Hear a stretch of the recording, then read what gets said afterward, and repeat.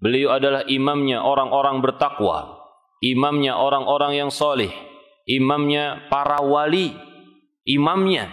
Sering kita menyebut seperti itu. Jadi beliau ini adalah nomor satu di dunia ini, ya, dari kalangan makhluk Allah Subhanahu wa taala. Dan beliau adalah sayyidun nas, tuannya manusia pada hari kiamat, di mana beliau adalah orang yang ditunjuk oleh Allah Subhanahu wa taala untuk menghadap Allah, ya, dan bersujud dan berzikir, diberikan zikir oleh Allah Subhanahu wa taala yang sekarang ini belum pernah diajarkan oleh Allah Subhanahu wa taala. Innal ladzina amanu wa 'amilus salihati kanat lahum jannatul firdausi nuzula khalidina fiha la yabghuna 'anha hiwala. Assalamualaikum warahmatullahi wabarakatuh.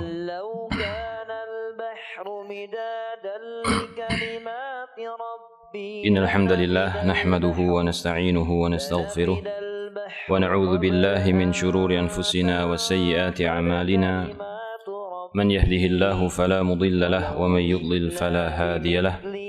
وأشهد أن لا إله إلا الله وحده لا شريك له وأشهد أن محمدا عبده ورسوله يا أيها الذين آمنوا اتقوا الله حق تقاته ولا تموتن إلا وأنتم مسلمون يا أيها الذين آمنوا اتقوا الله وقولوا قولا سديدا يصلح لكم أعمالكم ويغفر لكم ذنوبكم ومن يطع الله ورسوله فقد فاز فوزا عظيما أما بعد فإن أصدق الحديث كتاب الله وخير الهدى هدى النبي صلى الله عليه وسلم وشر الأمور محدثاتها وكل محدثة بدعة وكل بدعة ضلالة وكل ضلالة في النار.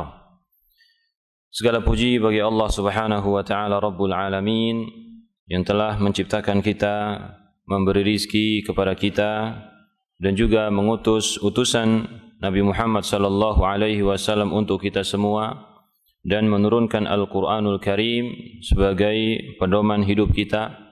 Semoga Allah Subhanahu wa taala senantiasa menjaga keimanan yang telah Allah berikan kepada kita semua, sebagaimana Allah Subhanahu wa taala terus-menerus memberikan rizki kepada kita semua sampai kita menghadap Allah Subhanahu wa taala. Dan salawat serta salam semoga senantiasa tercurahkan kepada Nabi kita Muhammadin sallallahu alaihi wasallam yang telah berjuang menyebarkan agama Islam hingga mencapai penjuru dunia. Dan kita sebagai bangsa yang jauh dari tempat tinggal Nabi sallallahu alaihi wasallam bisa merasakan manisnya keimanan, indahnya beribadah kepada Allah Subhanahu wa taala, indahnya saling mencintai karena Allah Subhanahu wa taala. Semoga cinta kasih yang kita jalin karena Allah Subhanahu wa taala membuahkan hasil, yaitu di mana pada hari kiamat Allah Subhanahu wa taala memanggil orang-orang yang saling mencintai karena Allah. Ainal mutahabbina bijalali, mana orang-orang yang saling mencintai karena keagunganku. Al-yawma udhilluhu yawma la dhilla illa dhilli, pada hari ini aku akan menaunginya, di mana hari ini tidak ada naungan kecuali naunganku. Maka semoga kita semua mendapatkan keutamaan-keutamaan yang telah dijanjikan oleh Allah dan juga dijanjikan oleh Rasulullah sallallahu alaihi wasallam untuk kita semua. Jamaah yang dimuliakan Allah Subhanahu wa taala, kita masih membahas tentang ashru qawaid fi tazkiyatin nafsi, yaitu 10 kaidah di dalam mensucikan jiwa. Kita telah membaca 3 di antaranya. Yang pertama adalah tauhidullah, yaitu mengesahkan Allah Subhanahu wa taala. Dan yang kedua adalah meminta, berdoa kepada Allah Subhanahu wa taala agar Allah mensucikan jiwa kita. Kemudian yang ketiga adalah mengambil Al-Quran sebagai petunjuk untuk mensucikan jiwa. Maka kita membaca Al-Quranul Karim dan juga mentadabburinya, entah ketika kita di rumah ataupun kita di majelis ilmu, maka salah satu kewajiban yang Allah Subhanahu wa taala perintahkan kepada kita semua adalah mentadabburi Al-Qur'an. Kemudian yang keempat, kita masuk pada poin yang keempat. Beliau mengatakan, Syekh Abdul Razak mengatakan, ittikhadhul uswati wal qudwah, yaitu mengambil suri tauladan. Mengambil suri tauladan. Artinya kita sebagai seorang muslim wajib memiliki sosok yang kita contoh di dalam kehidupan kita sehari-hari dan juga di dalam beragama. Karena ini adalah salah satu dari kebutuhan seseorang. Kita tumbuh dari kecil, ya, seorang anak misalkan, ketika dia tumbuh sedikit demi sedikit menjadi orang dewasa, maka dia membutuhkan suri tauladan, membutuhkan contoh. Maka contoh yang terbaik untuk anaknya adalah orang tua. Ya. Makanya Rasulullah sallallahu alaihi wasallam mengatakan, kullu mauludin yuladu 'alal fitrah. Setiap anak yang terlahir itu terlahir dalam keadaan fitrah, sesuai dengan kesucian yang Allah Subhanahu wa taala ciptakan. Fa abawahu yuhawidanihi, maka kedua orang tuanya lah, orang tua nih judulnya nih, kedua orang tuanya lah yang menjadikan dia Yahudi, au yunassiranihi, atau menjadikan dia Nasrani, au yumajjisanihi, atau menjadikan dia Majusi. Ya, jadi orang tua ini memiliki pengaruh yang besar untuk anak-anaknya. Jadi orang tua yang memberikan ucapan, memberikan nasihat, memberikan masukan, dan bisa memaksa. Dan juga orang tua sebagai sosok yang selalu dilihat oleh anak, sehingga seorang anak itu memiliki kebiasaan-kebiasaan yang dia tiru dari orang tuanya. Kalau orang tuanya baik, orang tuanya adalah ahli ibadah, maka diharapkan anak tersebut mencontoh gaya orang tuanya di dalam beribadah kepada Allah Subhanahu wa taala. Kalau orang tuanya adalah ahli ilmu, maka diharapkan anak tersebut juga bersemangat di dalam menuntut ilmu. Sebagaimana kita melihat Imam Ahmad rahimahullahu taala memiliki anak-anak, ya, Abdullah dan juga Salih, yang bersemangat untuk menuntut ilmu, yang meriwayatkan hadis dari orang tuanya sendiri. Maka demikian juga kita jamaah melakukan Allah Subhanahu wa taala di dalam tazkiyatun nafs, di dalam mensucikan jiwa, kita juga memerlukan sosok yang penting, ya, dalam mensucikan jiwa ini. Karena tentu kita tidak bisa mensucikan jiwa dengan diri kita sendiri. Karena Allah Subhanahu wa taala telah menentukan suatu jalan di dalam agama ini. Ya, kita tidak bisa membuat sendiri di dalam pembahasan tazkiyatun nafs, karena Allah Subhanahu wa taala telah menentukan garis bagaimana cara kita mentazkiyatun nafs. Apa sih tazkiyatun nafs? Apa sih? Mensucikan jiwa, ya, mensucikan jiwa dari penyakit-penyakitnya. Penyakit jiwa itu apa? Penyakit jiwa maka banyak sekali, di antaranya adalah mencintai kesyirikan, mencintai kekufuran, kemunafikan, nifaq, ya, membangkang, bermaksiat kepada Allah, dan juga permusuhan, dan juga kebid'ahan, dan berbagai macam penyakit jiwa yang harus bersih dari diri kita. Maka untuk mensucikan jiwa harus ada lawannya. Ya, kalau tadi disebutkan cinta kepada kesyirikan, berarti kita harus cinta kepada tauhid, cinta kepada sunnah, cinta kepada keimanan, ketaatan, ketundukan kepada Allah, taslim, ya, menerima dari Allah Subhanahu wa taala, dan juga saling mencintai dan persaudaraan antara kaum muslimin. Maka contoh kita semua jamaah melakukan Allah Subhanahu wa taala, yang paling tinggi adalah Rasulullah sallallahu alaihi wasallam. Ya, Rasul kita adalah sosok yang harus kita contoh dalam bab tazkiyatun nafs. Kita sering menyebut Nabi sallallahu alaihi wasallam sebagai imamul muttaqin, imamul anbiya wal auliya was salihin.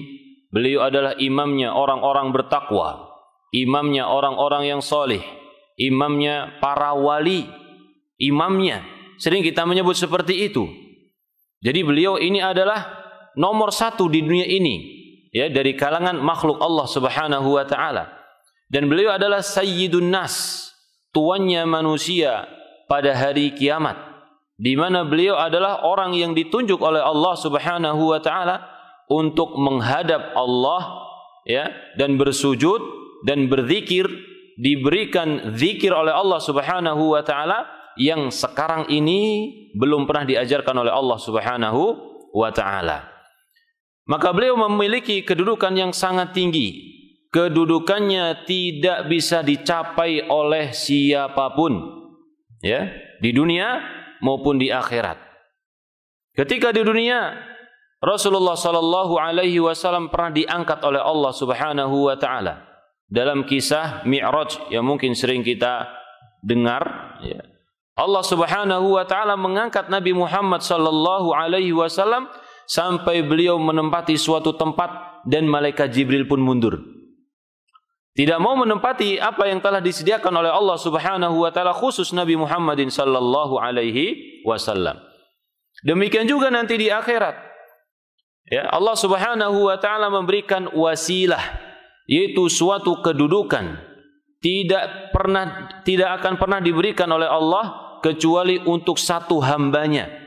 Dan beliau berharap, ya, beliaulah orang yang akan dipilih oleh Allah Subhanahu wa taala. Maka kita sebagai umat Nabi sallallahu alaihi wasallam, kita harus berbangga. Dan bangga kita dengan diutusnya Nabi Muhammad sallallahu alaihi wasallam dan diturunkannya Al-Qur'an adalah salah satu bagian dari perintah Allah. Ya, Allah Subhanahu wa taala mengatakan, "Qul bi fadlillahi wa bi rahmatihi fabidzalika falyafrahu huwa khairum mimma yajma'un." Katakanlah, dengan karunia Allah dan dengan rahmat Allah, maka dengan itu hendaklah mereka itu berbangga, berbahagia, maka itu lebih baik daripada harta kekayaan yang mereka kumpulkan. Ya, para ulama menjelaskan bahwasanya yang dimaksud dengan karunia Allah dan rahmat Allah adalah diutusnya Rasulullah sallallahu alaihi wasallam dan juga diturunkannya Al-Qur'anul Karim, wahyu dari Allah sebagai pedoman kita semua, ya. Dan Allah Subhanahu wa taala mengatakan, "Laqad kana lakum fi Rasulillahi uswatun hasanah." Sungguh terdapat pada diri Rasulullah sallallahu alaihi wasallam uswatun hasanah, yaitu suri tauladan yang baik untuk kalian semua. Liman kana yarjullaha wal yawmal akhira wa dzakarallaha katsira, yaitu untuk siapapun yang mengharapkan Allah dan mengharapkan hari akhir, hari akhir yaitu kehidupan di surga. Wa dzakarallaha katsira, dan banyak berzikir kepada Allah Subhanahu wa taala. Ayat ini Allah Subhanahu wa taala sebutkan di dalam surat Al-Ahzab. Ya, surat Al-Ahzab. Al-Ahzab, perang Ahzab, salah satu nama dari peperangan yang terjadi pada zaman Nabi sallallahu alaihi wasallam. Nama lain dari perang ini adalah perang apa? Khandaq. Ya, perang Khandaq. Khandaq itu artinya parit. Jadi kaum muslimin ketika itu untuk menghalangi, ya, salah satu pintu masuk ke kota Madinah, mereka harus membuat parit yang besar. Rasulullah sallallahu alaihi wasallam dan para sahabat menggali parit tersebut. Para sahabat Muhajirin dan Ansar di pagi-pagi yang dingin mereka sudah menggali, kerja bakti. Dan ketika mereka menemukan batu besar yang enggak bisa hancur, ya, mereka laporan kepada Nabi sallallahu alaihi wasallam, "Wahai Rasulullah, Ini ada batu yang kuat, nggak bisa dihancurin pakai kapak, ya, alat mereka untuk menghancurkan batu.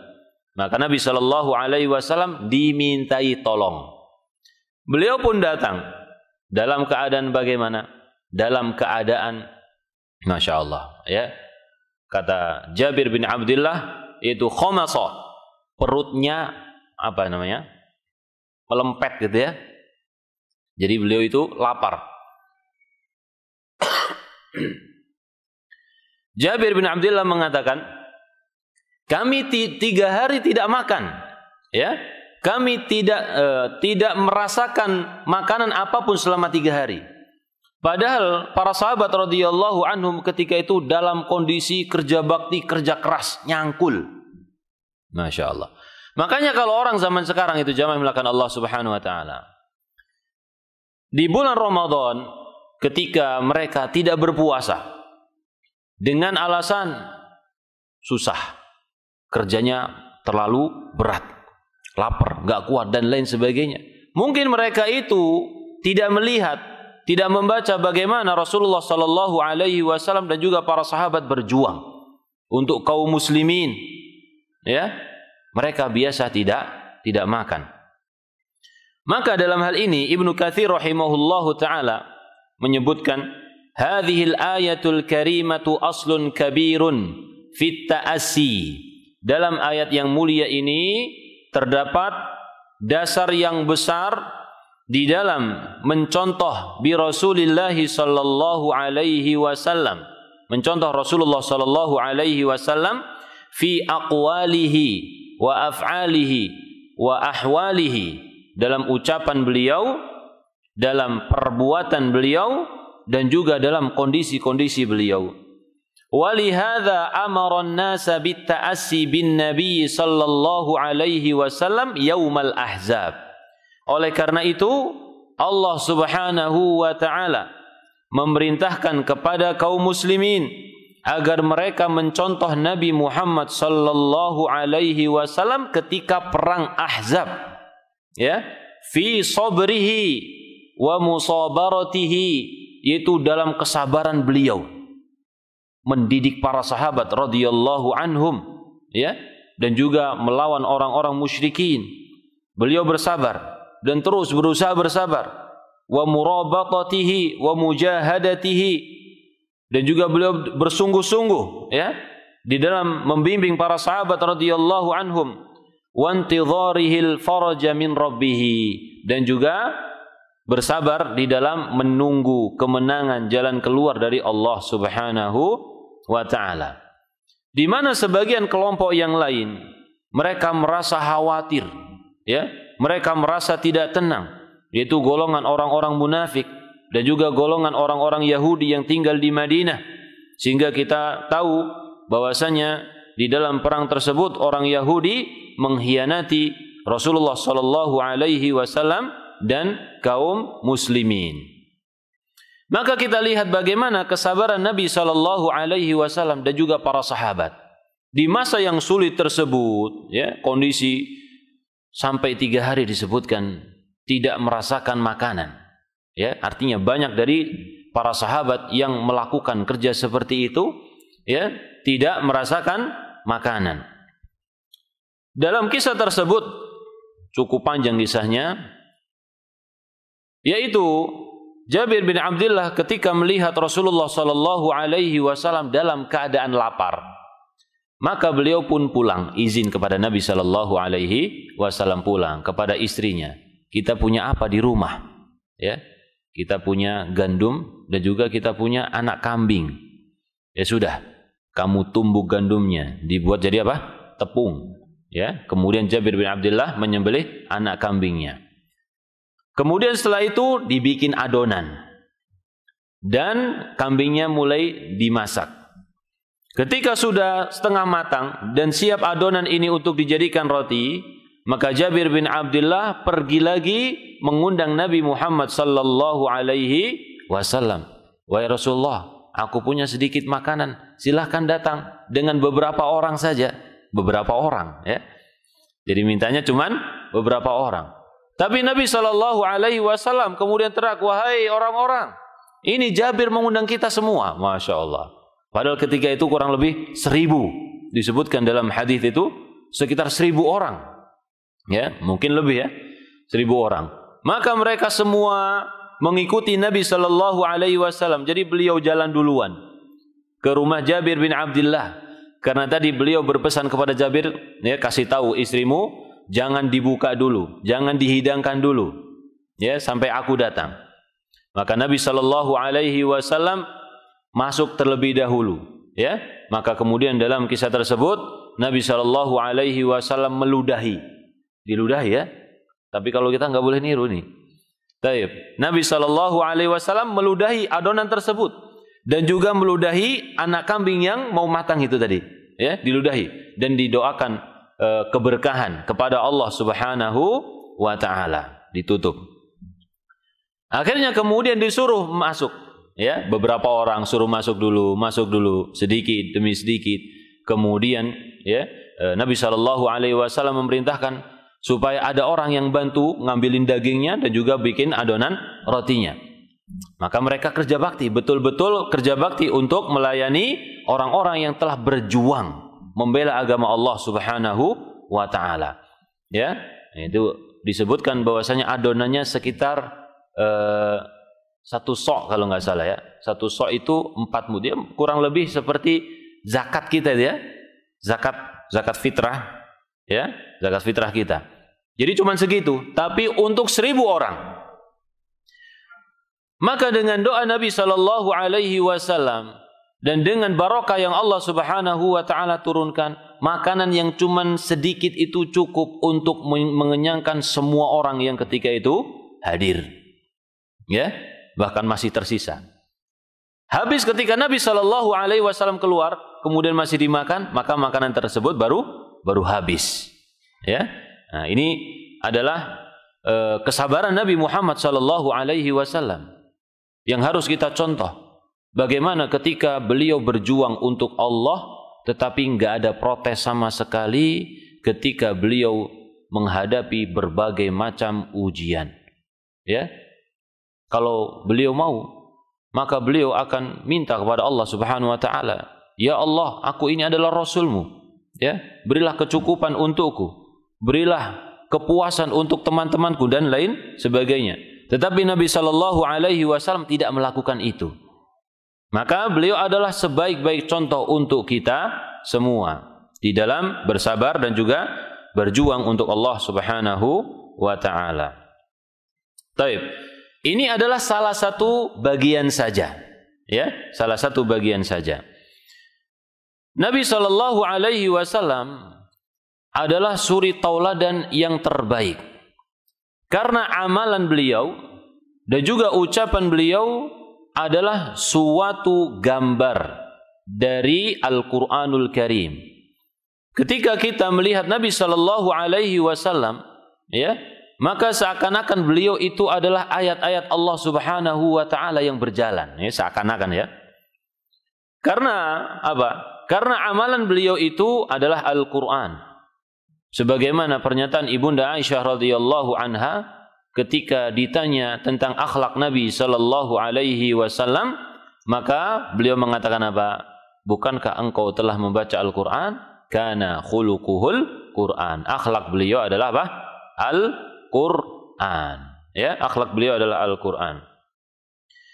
Dan Nabi Muhammad Shallallahu Alaihi Wasallam, selain beliau itu menjadi contoh kebaikan untuk para sahabat radhiyallahu anhum, beliau juga membimbing, ya. Beliau juga membimbing, maka bimbingan beliau ini patut kita contoh. Salah satu cerita yang disebutkan di dalam hadis riwayat Imam Ahmad dari Abu Umamah Al-Bahili, bimbingan untuk orang yang ingin melakukan maksiat dan bentuknya adalah zina. Apa itu? Abu Umamah menceritakan, inna fatan syaban atan nabiyya sallallahu alaihi wasallam, sesungguhnya ada seorang pemuda yang datang kepada Nabi sallallahu alaihi wasallam lalu dia mengatakan, "Ya Rasulullah," dari kejauhan. Dia ngomong, "Wahai Rasulullah, idzan li bizina." Tolong izinkan aku untuk berzina, katanya. Ya, ada seorang pemuda ya izin kepada Nabi sallallahu alaihi wasallam untuk melakukan zina. Jadi sebelum dia melakukannya, dia minta izin dulu supaya perbuatan dosanya ini menjadi formal, enggak dihukum gitu ya.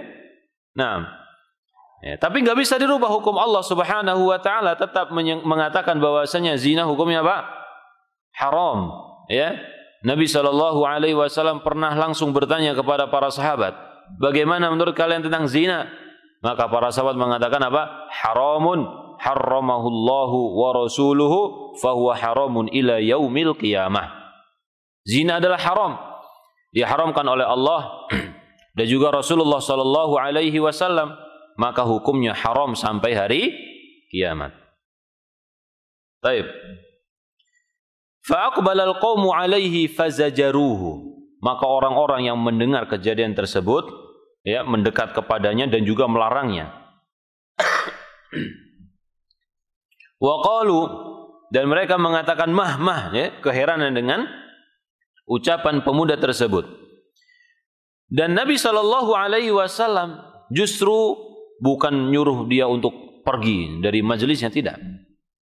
Tapi beliau mengatakan udnuh, dekatkan dia atau mendekatlah. Maka orang tersebut, anak muda tersebut mendekat kepada Nabi sallallahu alaihi wasallam, lalu duduk di dekat Nabi sallallahu alaihi wasallam. Mulailah terjadi apa? Perbincangan dengan pengajaran yang sangat baik, mengajak berfikir, merenung. Atuhibbuhu li ummik? Apakah kamu senang kalau zina itu terjadi pada ibumu? Ya. Jadi seorang pemuda, manusia, tentu dia punya keluarga. Ada ibu, ada saudari, ada bibi, ada anak dan lain sebagainya. Maka Nabi sallallahu alaihi wasallam memulai dengan ibu, ya. Apakah kamu punya ibu? Apakah kamu senang kalau zina itu terjadi pada ibumu? Qala la wallah, kata dia. Tidak, demi Allah. Ja'alani Allahu fida'aka. Ya, Allah yang semoga Allah menjadikan aku sebagai tebusanmu. Walan nasu yuhibbunahu li ummahatihim. Orang-orang juga enggak suka kalau ibunya itu melakukan zina. Ya, kalau kamu enggak mau ibumu berzina, orang lain juga enggak mau ibunya melakukan apa? Zina. Kalau kamu zina, zina sama siapa? Ya, kan gitu. Kamu zina, bisa jadi kamu zina dengan ibu seseorang, atau anak seseorang, atau bibi seseorang, atau saudara seseorang, gitu ya. Orang-orang juga enggak mau kalau hal tersebut terjadi pada ibunya. Afatuhibbuhu libnatika? Apakah kamu senang kalau zina ini terjadi pada anak perempuanmu? Qala la wallahi ya Rasulullah, tidak demi Allah wahai Rasulullah, aku enggak mau. Ja'alani Allahu fida'aka. Ya, Allah menjadikan aku sebagai tebusanmu. Walan nasu yuhibbunahu libanatihim. Nabi SAW mengatakan, orang-orang juga enggak mau kalau anak mereka itu melakukan apa? Zina. Ya. Afatuhibbuhu li ukhtika?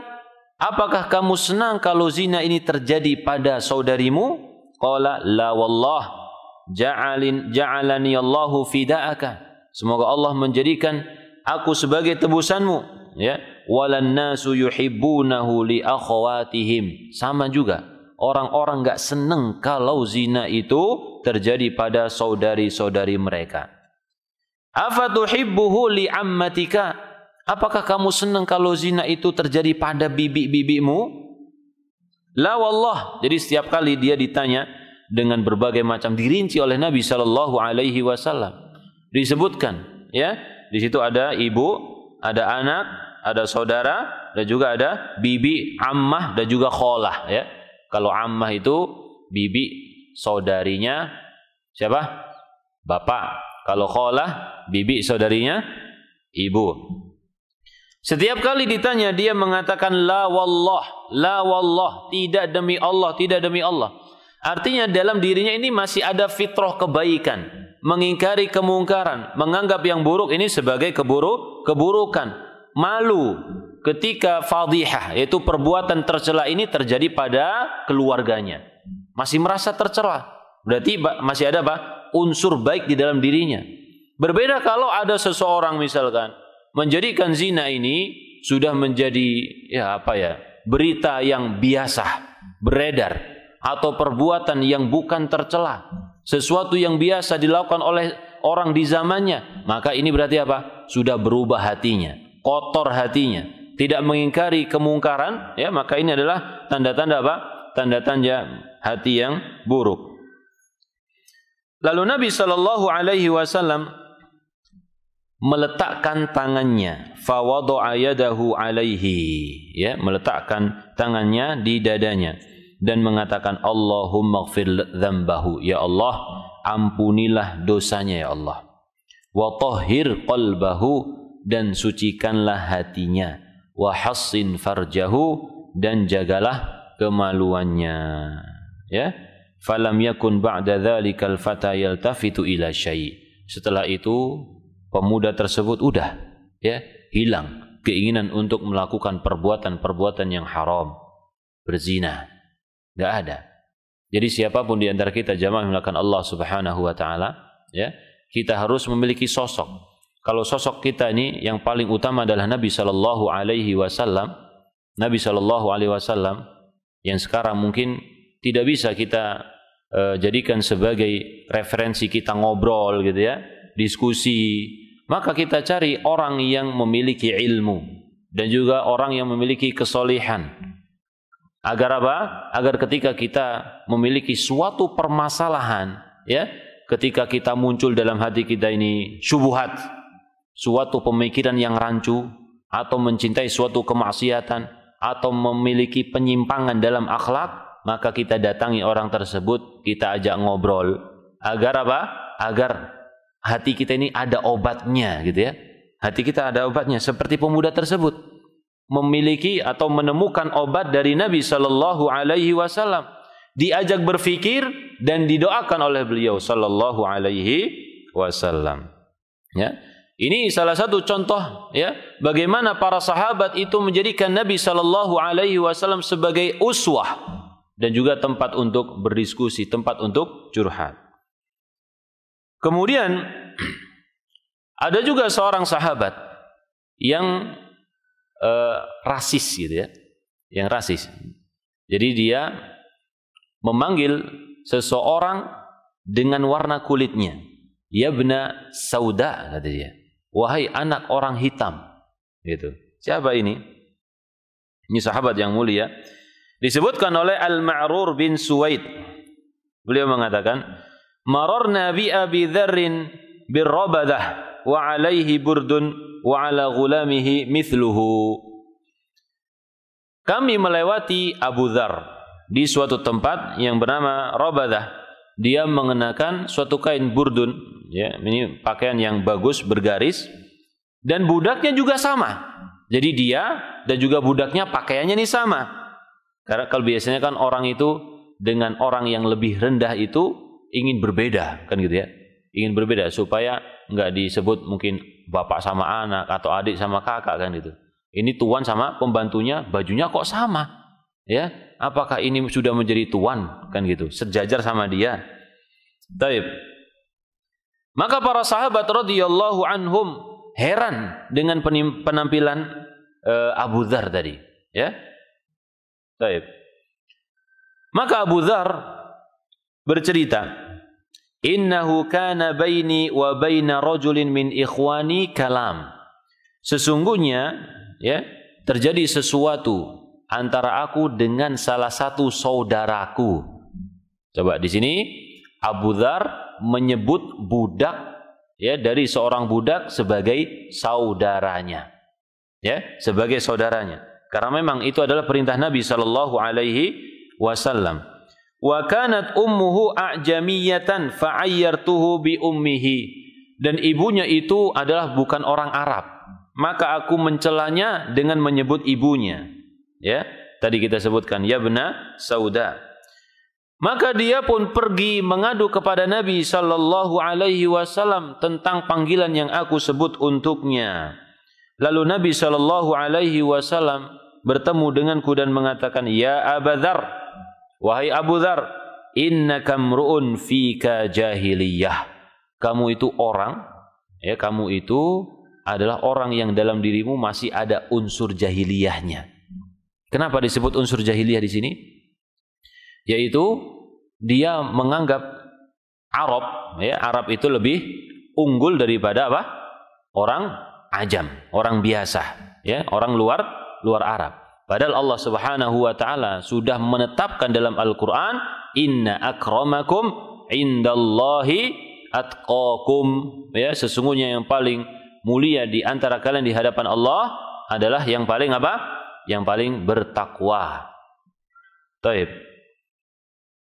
Dan juga Rasulullah Shallallahu Alaihi Wasallam melarang at-ta'nu fil ansab, yaitu mencela nasab. Ini perbuatan jahiliyah, ya, mencela nasab. Tapi penisbatan kepada jahiliyah, kalau kita baca hadis, ya, kemudian di sana dinisbatkan kepada jahiliyah, ini bukan serta-merta langsung maknanya adalah kufur, keluar dari agama Islam, tidak, ya.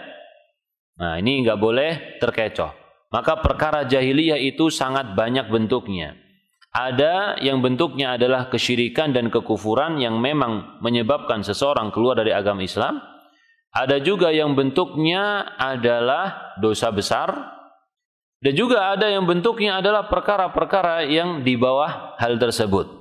Ya, yang kufur contohnya perkara jahiliyah yang bentuknya adalah menyembah selain Allah Subhanahu wa ta'ala. Yang termasuk dosa besar contohnya adalah berzina, minum khamr, membunuh anak hidup. Ya, ini perkara jahiliyah. Termasuk kondisi jahiliyah yang digambarkan oleh Nabi Shallallahu Alaihi Wasallam, yaitu mereka tidak memiliki pemimpin, ya, tidak memiliki pemimpin mereka, nggak ada raja di zaman Nabi Shallallahu Alaihi Wasallam. Nggak ada satu penguasa yang menguasai daerah tersebut, nggak ada. Yang ada adalah suku-suku, tokoh-tokoh yang mereka hormati. Makanya Nabi Shallallahu Alaihi Wasallam menyebutkan apa? Man mata walaysa alaihi bai'ah mata mitatan jahiliyah. Ada seseorang, siapa yang meninggal dunia dan dia tidak memiliki bai'at kepada seorang pemimpin, maka dia meninggalnya apa? Jahiliyah, seperti orang di masa jahiliyah nggak punya pemimpin. Tapi kalau seorang muslim diperintahkan untuk memiliki apa? Seorang pemimpin. Jadi penguasa itu wajib hukumnya. Ya, seorang penguasa wajib hukumnya. Di suatu daerah wajib seorang kaum muslimin menunjuk seseorang dijadikan sebagai pemimpin. Taib. Nah, pertanyaannya, apakah yang dimaksud dengan orang yang nggak punya baiat kemudian mati jahiliyah ini kafir? Matinya kafir atau enggak? Hah? Kita lihat dulu amal. Apakah ini adalah perbuatan yang menyebabkan seseorang kufur keluar dari agama Islam? Apakah enggak baiat itu adalah salah satu bentuk perbuatan yang menyebabkan seseorang keluar dari agama Islam? Iya atau bukan? Bukan, ya kan? Bukan. Ya. Jadi tadi kita sebutkan. Kalau kita baca hadis, ya, kemudian di situ disebutkan suatu perbuatan, kalau seseorang lakukan maka dia jahiliyah. Ini tidak langsung kita hukumi sebagai keluar dari agama Islam. Kita lihat dulu amalnya, apakah ini amal kufur yang besar, kesyirikan, atau dia dosa besar. Taib. Jadi innaka mru'un fika jahiliyah. Ini jiwa, ya, jiwa seorang muslim yang ternyata di dalam dirinya itu ada unsur-unsur yang masih harus dibersihkan. Demikian juga kita, ya. Ya, kita sering mengunggulkan mungkin kesukuan kita, ya. Sering mengunggulkan misalkan harta benda kita, menganggap orang lain yang di bawah kita itu lebih hina dan lain sebagainya. Maka yang seperti ini harus dibersihkan. Ya, dibersihkan dengan apa? Ini salah satunya dengan mencontoh Nabi Muhammad sallallahu alaihi wasallam, bagaimana beliau menegur para sahabat seakan-akan ini menegur kita sendiri. Ya Abu Dzar, innaka mru'un fika jahiliyah. Wahai Abu Dzar, sesungguhnya kamu ini orang yang masih punya kejahilan di dalam dirimu. Qultu ya Rasulullah, ya, wahai Rasulullah, man sabbar rijala sabbu abahu wa ummahu. Wahai Rasulullah, siapa yang mencela seseorang, maka mereka itu mencela bapaknya dan ibunya, ya. Jadi tadi Abu Dzar itu menyebutkan siapa? Ibunya. Ya Abu Dzar, innaka mru'un fika jahiliyah. Hum ikhwanukum. Mereka itu adalah saudara kalian. Meskipun mereka itu budak, mereka adalah saudara kalian. Ja'alahumullahu tahta aidikum. Allah menjadikan mereka kalian kuasai. Fa'at'imuhum mimma ta'kulun. Maka kasih makan mereka dari apa yang kamu makan. Wa albisuhum mimma talbasun. Dan kasih pakaian mereka sebagaimana kamu berpakaian. Nah ini tadi petunjuk Nabi SAW ya untuk Abu Dzar. Kamu pakai apa? Budakmu juga pakai apa? Wala tukallifuhum ma yaghlibuhum. Jangan kamu bebani mereka beban yang berat sehingga mereka enggak kuat untuk melakukannya. Fa in kallaftumuhum fa'inuhum. Kalau kamu membebani mereka maka tolonglah mereka, ya. Ini budak loh ya. Seorang majikan bebas melakukan apapun kepada budaknya. Maka kita di rumah ya terkadang punya apa? Pembantu. Pembantu itu orang yang merdeka, bukan budak. Meskipun kita menggajinya. Tetapi jamaah dimulakan Allah Subhanahu wa taala. Ya, pembantu yang kita miliki juga apa? Juga saudara kita sesama kaum muslimin. Ya, kita menghargai mereka sebagai saudara sesama kaum muslimin. Nabi SAW pernah ditanya oleh seorang sahabat, ya Rasulullah, kam na'fu 'anil khadim?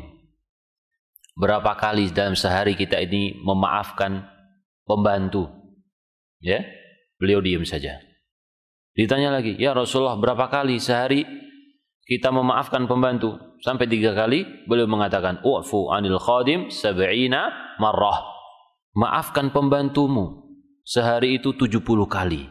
Ya, 70 kali maafkan, sabar, tidak menghukum, ya, tidak emosi. Ini petunjuk Nabi sallallahu alaihi wasallam, ya. Jadi kita disuruh untuk menahan amarah. Taib. Itu tadi adalah contoh di mana Rasulullah sallallahu alaihi wasallam memberikan pengarahan kepada para sahabat radhiyallahu anhum agar mereka bersih hatinya, bersih jiwanya, mendapatkan kesucian jiwa. Maka patut bagi kita jamaah dimulakan Allah Subhanahu wa taala membaca sejarah Nabi sallallahu alaihi wasallam, membaca sifat-sifat beliau. Para ulama sudah banyak menulis, ya, banyak menulis. Imam At-Tirmidzi radhiyallahu rahimahullahu taala punya kitab Asy-Syama'il Muhammadiyah, ya, sifat-sifat Nabi sallallahu alaihi wasallam secara fisik atau juga secara akhlak. Dan juga Ibnu Katsir rahimahullahu taala, ya, punya kitab Syama'ilun Nabi, sama. Tapi isinya ada yang berbeda. Ini juga sama, membahas tentang sifat-sifat Nabi sallallahu alaihi wasallam, digambarkan akhlak beliau bagaimana.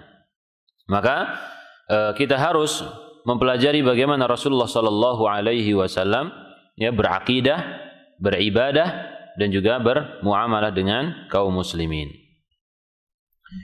Wa qala Al-Hasan rahimahullah, berkata Imam Hasan Al-Basri, qala qaumun ala ahdin Nabi sallallahu alaihi wasallam. Berkata suatu kaum di zaman Nabi sallallahu alaihi wasallam, inna nuhibbu rabbana, kita itu cinta kepada Allah. Nah, kalau kita juga sama. Kalau kita ditanya apakah kita cinta kepada Allah, maka tentu setiap orang akan jawab apa? Iya. Atau juga kita ditanya, apakah Anda cinta Rasulullah? Maka kita semua akan mengatakan apa? Iya. Tapi apa buktinya? Jadi cinta itu bukan cuma main kata-kata. Seperti orang yang ditanya, apa kamu cinta istrimu? Iya. Tapi di rumah istrinya kok suka dipukulin? Nah, ini kan apa? Gak cocok antara ucapannya dengan apa? Perbuatannya. Gitu. Nah, seseorang ketika dia merasa dirinya cinta kepada Allah, menganggap dirinya cinta kepada Rasulullah sallallahu alaihi wasallam, apa buktinya?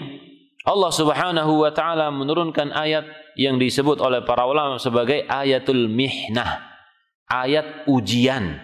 Ujian untuk orang yang menyatakan dirinya dengan lisannya cinta kepada Allah Subhanahu wa taala. Yaitu dalam surat Ali Imran ayat 31, "Qul in kuntum tuhibbunallah fattabi'uni." Katakanlah, jika kalian itu benar cinta kepada Allah, maka ikutilah aku. Ya, ikutilah aku. Jadi salah satu bentuk cinta kita kepada Allah Subhanahu wa taala adalah kita mengikuti Rasulullah sallallahu alaihi wasallam. Dan kita tidak bisa mengikuti kecuali kalau kita tahu. Jadi tidak ada pilihan bagi kita, tidak ada cara bagi kita kecuali dengan belajar sunnah Nabi sallallahu alaihi wasallam. Ya, enggak ada pilihan. Itu satu-satunya cara kita supaya kita bisa mengikuti Nabi sallallahu alaihi wasallam. Bukankah kalau kita ngikutin orang nih, kita punya seseorang ya yang kita tokohkan, ustadz misalkan ya, atau kiai. Dia punya suatu ajaran tertentu misalkan. Bukankah kita juga mengikuti dia, belajar dulu ya, ini amalannya apa? Caranya bagaimana? Kita belajar dari siapa? Dari dia. Ya, belajar dari dia, amalan, entah itu amalan yang khusus dia bikin sendiri atau dia memang mencontoh Nabi sallallahu alaihi wasallam, yang pasti kita belajar apa? Dari dia, kan gitu. Kalau kita dari awal ingin punya niat mengikuti Rasulullah sallallahu alaihi wasallam, maka tentu yang kita pilih adalah seseorang yang bisa mengajarkan sunnah dari Nabi sallallahu alaihi wasallam. Karena misalkan salat ya. Salat. Nabi sallallahu alaihi wasallam mengatakan, "Shallu kama raaitumuni usolli." Salatlah kalian seperti melihat aku salat. Maka kita mencari seseorang yang mengajarkan salat bagaimana Rasulullah sallallahu alaihi wasallam salat. Ya. Demikian juga wudu misalkan, wudu. Rasulullah sallallahu alaihi wasallam mengatakan, "Man tawaddaa nahwa wudu'i hadza." Barang siapa yang berwudu seperti wuduku ini, seperti wuduku ini. Berarti apa? Kita berwudu disuruh mencontoh Nabi sallallahu alaihi wasallam. Maka kita pun mencari orang yang bisa mencontohkan bagaimana wudu Rasulullah sallallahu alaihi wasallam. Dan seperti itu seluruh amalan, ya, seluruh amalan sampai juga akhlak. Bagaimana Rasulullah sallallahu alaihi wasallam berakhlak? Maka kita membutuhkan orang-orang yang bisa menjelaskan dan juga mencontohkan kepada kita semua bagaimana Rasulullah sallallahu alaihi wasallam memiliki itu semua.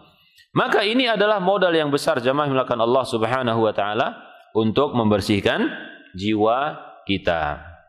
Nah, ittiba'ur rasuli sallallahu alaihi wasallam wa ta'assi bihi dalilun ala sidqi mahabbatillah. Ini lanjutan di buku ada. Mengikuti Rasul sallallahu alaihi wasallam adalah tanda bahwasanya seorang hamba itu benar-benar cinta kepada Allah. Li'anna al-ittiba' wal iqtida' bin nabi was-sayri ala manhajihil qawim huwa 'ainut tazkiyah. Karena mengikuti dan mencontoh Nabi sallallahu alaihi wasallam dan berjalan di atas jalan beliau yang lurus adalah tazkiyah.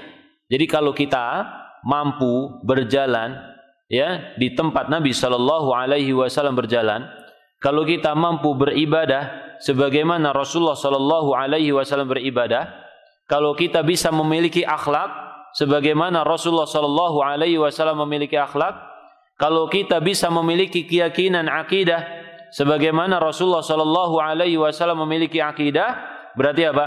Kita telah menemukan tazkiyatun nafs. Ya. Kita telah menemukan tazkiyatun nafs, yaitu mensucikan jiwa dengan mengikuti Nabi sallallahu alaihi wasallam. Makanya tadi kita sebutkan caranya dengan belajar. Terus belajar. Ya, kita terus belajar, enggak ada berhenti belajar. Tidak kenal umur. Ya. Thalabul ilmi fardhatun ala kulli muslimin. Menuntut ilmu hukumnya wajib bagi seluruh kaum muslimin.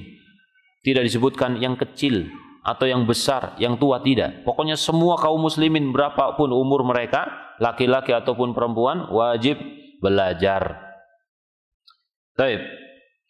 Wala yumkinul wusulu ilaiha, dan tidak mungkin bisa sampai kepada tazkiyatun nafs bi ghairi ma jaa bihi rasul, ya, tanpa mengikuti apa yang dibawa oleh Rasulullah sallallahu alaihi wasallam.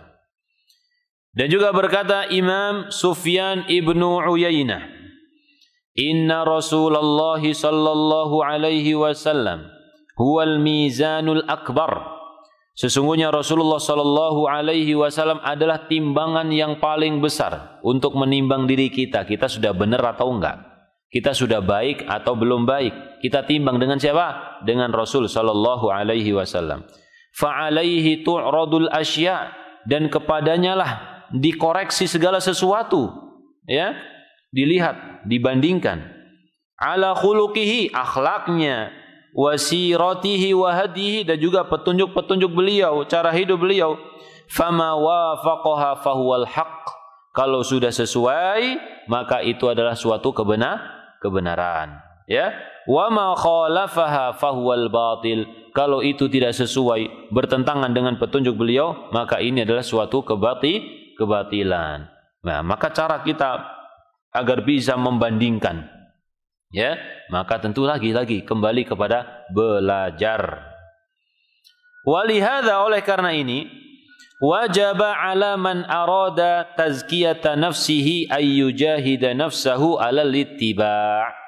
Oleh karena ini, wajib bagi setiap orang yang ingin mensucikan jiwanya, dia harus bersungguh-sungguh melawan, mengontrol jiwanya untuk bisa mengikuti Nabi sallallahu alaihi wasallam wal iqtida, ya, dan menjadikan beliau sebagai suri tauladan, wa ta'assi bir rasul sallallahu alaihi wasallam, wal hadari minal muhdatsati wal bid'i fa innaha kulluha dhalalah, ya, fa innaha kullaha dhalalah, dan berhati-hati dari sesuatu yang baru dalam agama Islam ini, ya, al muhdatsat, yang disebut dengan kebid'ahan, karena semua kebid'ahan itu adalah tersesat, adalah suatu kesesatan, ya.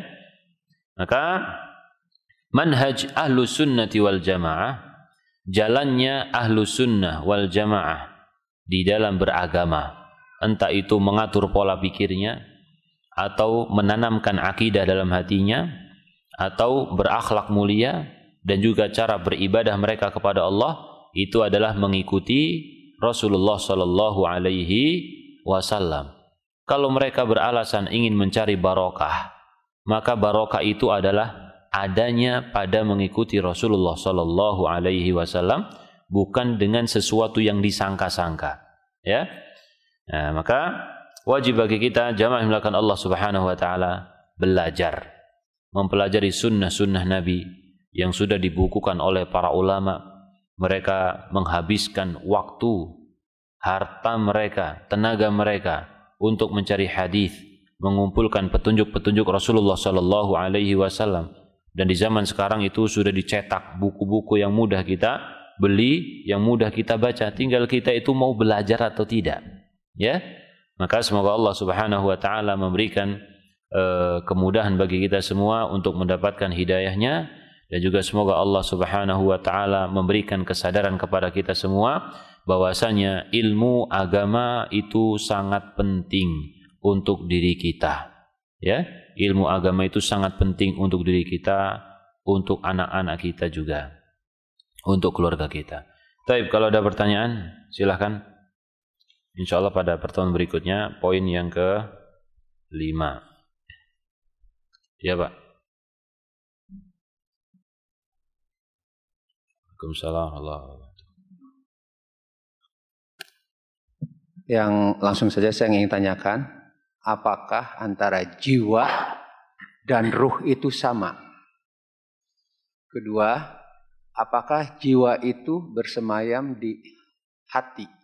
Karena kan di Al-Quran ada nafs, ada qalb, ada dua yang disebutkan. Ada nafs.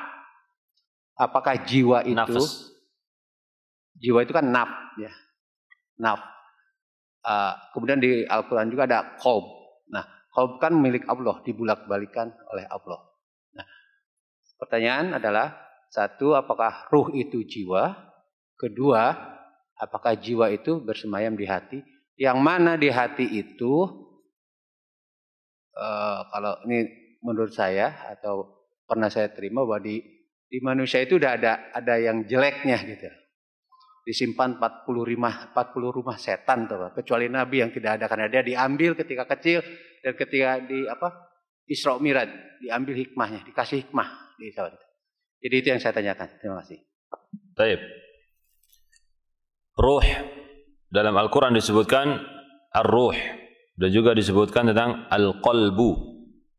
Adapun ar-ruh, Allah Subhanahu wa taala mengatakan di dalam surat Al-Isra, wa yas'alunaka 'anir ruh qulir ruhu min amri rabbi wa ma utitum minal ilmi illa qalila. Mereka bertanya kepadamu tentang ruh. Maka katakanlah, sesungguhnya ruh itu adalah urusan Allah Subhanahu wa taala.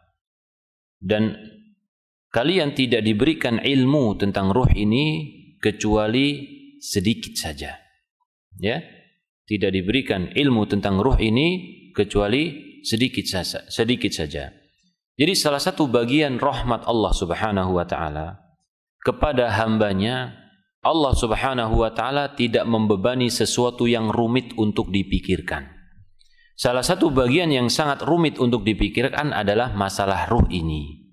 Ya, meskipun para ulama membuat buku, misalkan Ibnu Qayyim rahimahullah taala kitab Ar-Ruh, ya. Tapi pembahasan mereka seperti pembahasan takdir. Takdir ini juga sesuatu yang sangat rumit. Ya. Dan disuruh untuk beriman dengan takdir. Maka ketika para ulama menulis tentang takdir juga, terbatas hanya apa yang mereka dapatkan dalam dalil Al-Quran ataupun sunnah saja. Al-Quran dan sunnah. Kemudian mereka berusaha untuk memahaminya dari Al-Quran dan sunnah. Mereka tidak membawa sesuatu yang baru. Tidak. Mereka tidak membuat-buat sesuatu yang baru. Ya. Menciptakan ilmu yang baru tentang ruh ini. Tidak. Menganggap ada orang yang memiliki ilmu khusus tentang ruh ini. Nggak ada seperti itu. Dalam syariat Allah Subhanahu wa taala tidak ada sesuatu yang disembunyikan oleh Rasulullah sallallahu alaihi wasallam atau beliau sembunyikan khusus dipelajari oleh seorang sahabat. Nggak ada juga. Ya, karena Nabi kita sallallahu alaihi wasallam diperintahkan untuk menyampaikan risalah kepada semua manusia. Allah Subhanahu wa taala mengatakan, ya ayyuhar rasul balligh ma unzila ilaika mir rabbik. Wahai Rasul, sampaikanlah apa yang diturunkan oleh Allah kepadamu, sampaikanlah. Fa illam taf'al fama ballaghta risalatah. Kalau engkau tidak menyampaikan satu saja ilmu enggak disampaikan oleh Nabi sallallahu alaihi wasallam, disembunyikan untuk dirinya sendiri, berarti apa? Fama ballaghta risalatah. Ya, engkau berarti enggak menyampaikan ilmu sama sekali. Gitu. Satu saja disembunyikan oleh Nabi, dianggap apa? Tidak menyampaikan semuanya. Karena seorang nabi itu memiliki sifat apa? Amanah. Amanah. Kita titip. Tolong, ya titip duitnya. Tolong sampaikan ke fulan, ke DKM misalkan. Kita sering titipnya mungkin sebulan anggap saja 30 kali gitu ya, setiap hari. Tapi dia sekali nggak disampaikan. Ya, amanah nggak kira-kira ini? Amanah atau bukan? Tidak ya kan? Kita anggap dia nggak amanah. Makanya Allah Subhanahu wa taala ya menyebut Nabi sallallahu alaihi wasallam sebagai orang yang rasulun amin. Rasul yang amanah, karena semua pesan-pesan dari Allah Subhanahu wa taala beliau sampaikan kepada seluruh manusia. Sampai beliau mengatakan Allahumma hal ballaghtu, minta pernyataan dari para sahabat radhiyallahu anhum, apakah aku sudah menyampaikan? Ya, ini. Jadi berkaitan dengan ruh tadi yang kita sebutkan, ini adalah perkara yang rumit. Tetapi dalam Al-Qur'an ya, Allah Subhanahu wa taala dan juga Rasulnya sallallahu alaihi wasallam menyebutkan beberapa hal berkaitan dengan ruh.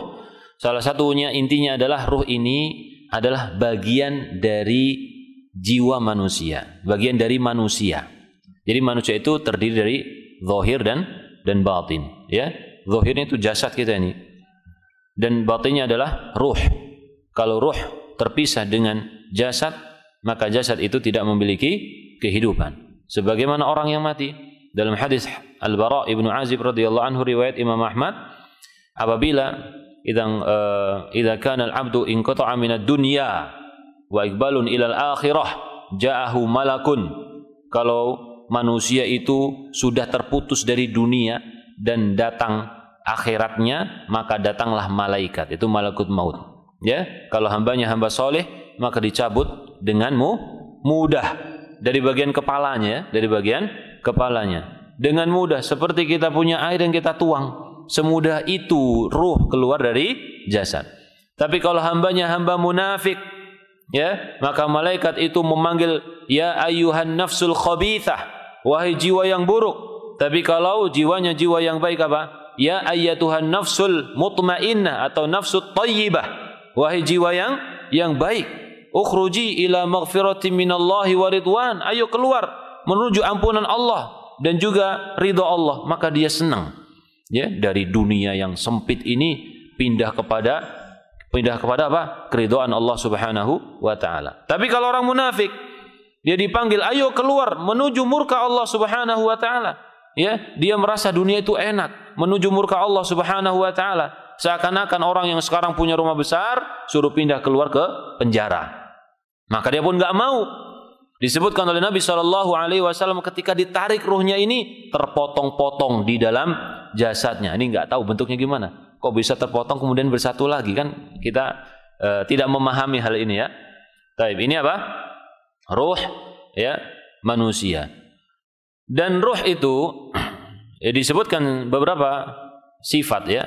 Nafs ya, nafs itu terkadang yang dimaksud dalam Al-Qur'an adalah jiwa dan raga. Tapi terkadang yang dimaksudkan adalah jiwa saja. Ya. Nafsun terkadang yang dimaksudkan adalah apa? Jiwa dan raga, tapi terkadang dimaksudkan juga apa? Jiwa saja. Adapun hati al-qalbu ini bisa sifatnya salah satu organ tubuh kita, tapi ada yang dimaksud adalah sesuatu yang tidak terlihat, tapi ada dalam diri kita. Ya, kurang lebih seperti jiwa tadi. Ya, ini istilah apa?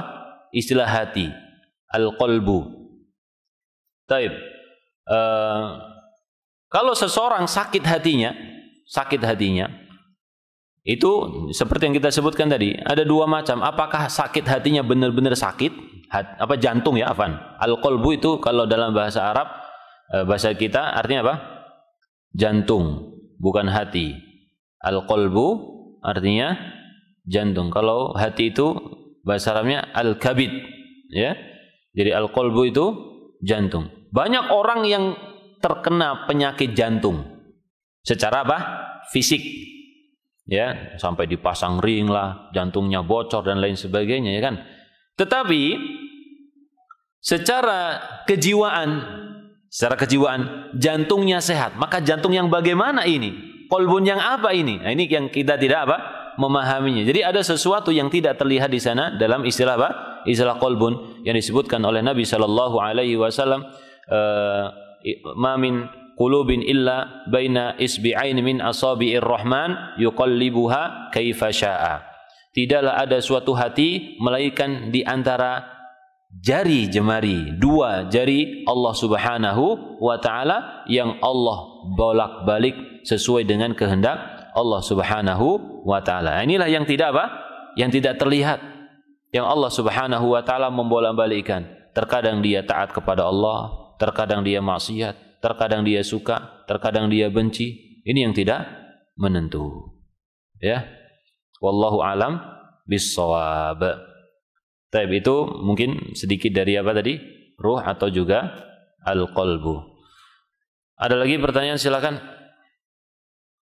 Ya Pak, ya Mas. Saya lupa sebentar. Oh ya, silakan. Assalamualaikum warahmatullahi wabarakatuh. Assalamualaikum.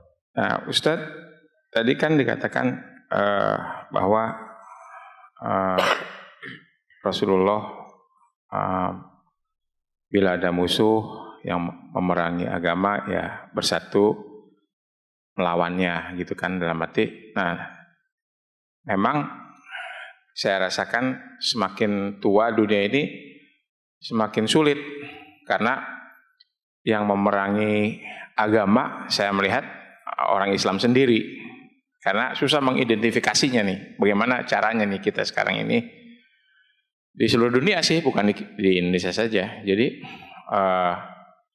justru sulit sekali untuk umat ini mengidentifikasi musuh seperti zaman Rasul. Zaman Rasul kan jelas, oh musuhnya itu, barisan kita ini. Nah, kita susah, barisan kita mana gitu loh. Barisan kita mana? Yang menghadang dakwah aja orang Islam gitu loh. Gimana? Kan sama Islam nggak boleh saling bertengkar. Nah, sulit sekali zaman sekarang. Ustaz tidak.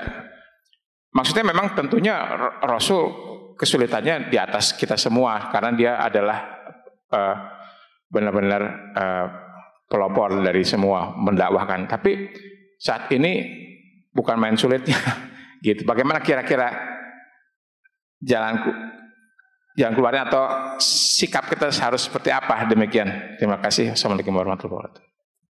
Ya, terima kasih. Jadi memang Rasulullah Shallallahu Alaihi Wasallam disebutkan di dalam kitab-kitab terdahulu, sebagaimana disebutkan oleh Syekh Umar Al-Ashqar dalam kitabnya Sahih Sirah Nabawiyah. Dalam kitab Taurat, salah satu sifat Nabi Shallallahu Alaihi Wasallam adalah hirzan lil ummiyin. Beliau adalah penjaga untuk kaum yang ummi, penjaga untuk para sahabat radhiyallahu anhum. Maka para sahabat, salah satu keberuntungan mereka sehingga mereka bisa bersatu, yaitu karena adanya Nabi Muhammad Sallallahu Alaihi Wasallam. Setelah beliau nggak ada, maka nggak ada lagi hirzan. Hirzan itu hirsan yang menjaga mereka. Makanya kita lihat bagaimana perpecahan itu mulai muncul sedikit demi sedikit dari kalangan para sahabat radhiyallahu anhum, karena sudah nggak ada lagi yang mempersatukan. Apalagi di zaman sekarang ini, ya, ini semakin apa? Semakin banyak. Maka ahamiyah kita atau urgensi kita adalah berdakwah. Ya, urgensi kita adalah berdakwah. Kita tidak disuruh untuk mengidentifikasi ini orang munafik, ya, ini kafir tapi berjubah Islam misalkan, tidak. Tapi urgensi kita adalah dakwah. Kita sampaikan ilmu sebagaimana yang telah disampaikan oleh Rasulullah Sallallahu Alaihi Wasallam. Kalau seseorang zahirnya adalah Muslim, ya, entah dia itu terlihat memusuhi Islam atau bagaimana, tetap ini adalah ladang dakwah untuk kita semua. Ya, selama dia zahirnya Islam, ya, zahirnya Islam, dia mendirikan salat, ya, dia berpuasa dan lain sebagainya, maka kita anggap dia adalah kaum muslimin yang sama dengan kita semua. Tidak boleh kita menganggapnya sebagai musuh. Adapun orang yang zahir, ya, musuh Islam, artinya musuh ini bukan berarti kemudian kita bunuh, bukan, ya. Ya, musuh Islam di sini juga berhak untuk mendapatkan dakwah kita. Ya, seperti orang-orang non-muslim, orang-orang musyrikin yang berbeda agama dengan kita. Nah, adapun orang munafik ini memang orang yang paling sulit dari zaman dahulu sampai kapanpun. Orang munafik itu orang yang paling sulit diidentifikasi. Dan orang munafik di zaman Nabi Sallallahu Alaihi Wasallam, nama-namanya itu disembunyikan oleh Nabi Sallallahu Alaihi Wasallam dan disampaikan kepada sahabat Hudzaifah bin Yaman. Ini tidak termasuk syariat Allah Subhanahu wa taala karena tidak berkaitan dengan keyakinan atau amalan tertentu, tidak, tapi berkaitan dengan orang per orang, ya. Ini berbeda, ya, dengan apa yang tadi kita sampaikan. Tadi kan kita sampaikan bahwasanya Nabi tidak menyembunyikan syariat apapun. Karena ini berkaitan dengan nama-nama orang, bukan berkaitan dengan apa? Suatu syariat yang diamalkan oleh para sahabat radhiyallahu anhum. Kurang lebih 12 orang, ya, kurang lebih disembunyikan oleh Nabi Sallallahu Alaihi Wasallam. Maka bahkan Umar pun nggak tahu dan para sahabat yang lain nggak tahu. Umar bin Khattab ketika ada orang meninggal dunia mau nyolatin, lihat dulu Hudzaifah ada nggak, ya. Kalau ada, ikut dia. Berarti bersih nih orang nih. Kalau nggak ada, wah perlu dicurigai, gitu. Ya, jadi munafik ini yang paling susah. Munafik yang paling susah. Menghadapinya pun susah. Karena mereka suka ngeles. Coba silahkan baca di dalam surat Al-Baqarah. Ketika Allah berbicara tentang orang muttaqin, 5 ayat. Ketika berbicara tentang orang kufar, berapa ayat? 2 ayat. Tapi ketika berbicara tentang munafik, berapa? Panjang. Berapa ayat? 13 ya? Kurang lebih seperti itu. Ya panjang. Banyak ngelesnya. Mereka bilang kami beriman, tapi ternyata mereka enggak beriman. Ya. Ketika dikasih nasihat, jangan gitu, kalian melakukan kerusakan. Mereka bilang, enggak kok, aku melakukan kebaikan. Ya. Berimanlah seperti orang-orang beriman yang mengikuti imannya Nabi SAW. Mereka bilang apa? Enggak, itu mah iman biasa-biasa aja. Imannya orang-orang yang bodoh katanya. Susah. Gitu ya. Mereka ngaku Islam, tetapi mereka mencari jalan mereka sendiri dengan hawa nafsu mereka sendiri. Tidak mengikuti Nabi SAW atau tidak bersama para sahabat radhiyallahu anhum. Ini susah memang kalau menghadapi orang munafik itu susah. Tetapi jamaah yang melakukan Allah Subhanahu wa taala, ya, seperti yang tadi kita sampaikan, kita tidak diperintahkan oleh Allah ataupun Rasulullah untuk menuduh seseorang itu apakah dia ini musuh Islam yang bersembunyi di dalam Islam, ya tidak. Tetapi kita anggap mereka itu adalah saudara dan mereka adalah ladang dakwah kita. Dan Nabi SAW telah mengatakan, Bada al-Islamu ghariba wa sayaudu ghariba kama bada. Islam itu mulai muncul dalam keadaan asing. Asing itu berarti apa? Orang anggapnya aneh karena masih sedikit aneh. Ya. Wa sayaudu kama bada'a ghariba. Dan suatu saat akan kembali. Pelan-pelan, sedikit demi sedikit, Islam ini akan terasa aneh. Orang-orang yang menjalankan Islam, sebagaimana Rasulullah SAW beragama dan juga para sahabat, ini juga akan terlihat apa? Aneh. Ya, terlihat aneh. Jadi kalau kita misalkan berusaha menjalankan sunnah kemudian terlihat aneh, maka nggak usah tersinggung, biasa saja. Kenapa? Karena itu sudah menjadi ketetapan Nabi SAW. Beliau pun ketika disebut kelihatan aneh itu nggak tersinggung beliau, tetap berdakwah terus, semangat berdakwah karena Allah Subhanahu Wa Taala. Karena kita melakukan berbagai macam ibadah ini karena Allah, mengikuti Rasulullah SAW bukan untuk mencari ridha manusia. Wallahu alam bishawab. Maka intinya tadi terus menerus belajar. Karena kita nggak mungkin dakwah kecuali dengan apa? Ilmu. Kita berakhlak perlu ilmu, berakidah perlu ilmu, ibadah perlu ilmu. Jadi kita kata Allah Subhanahu wa taala, "Qul hadhihi sabili ad'u ilallahi ala basiratin." Katakanlah, ini adalah jalanku, aku berdakwah kepada Allah ala basirah, dengan ilmu. Ana wa manittaba'ani, aku dan juga orang-orang yang mengikutiku. Jadi berdakwah dengan apa? Ilmu. Ya, beragama dengan ilmu. Wallahu a'lam bishawab. Mungkin cukup Pak ya. Mohon maaf mungkin yang lainnya pada kesempatan berikutnya atau nanti takutnya yang lain pengen izin ada keperluan masing-masing. Wa sallallahu ala nabiyyina Muhammadin rabbana atina fid dunya hasanah wa fil akhirati hasanah wa qina adzabannar subhanakallahumma wa bihamdika asyhadu an la ilaha illa anta astaghfiruka wa atubu ilaik. Assalamualaikum warahmatullahi wabarakatuh. Qul innama ana basyarum mithlukum yuha ilayya annama ilahukum ilahu wahid.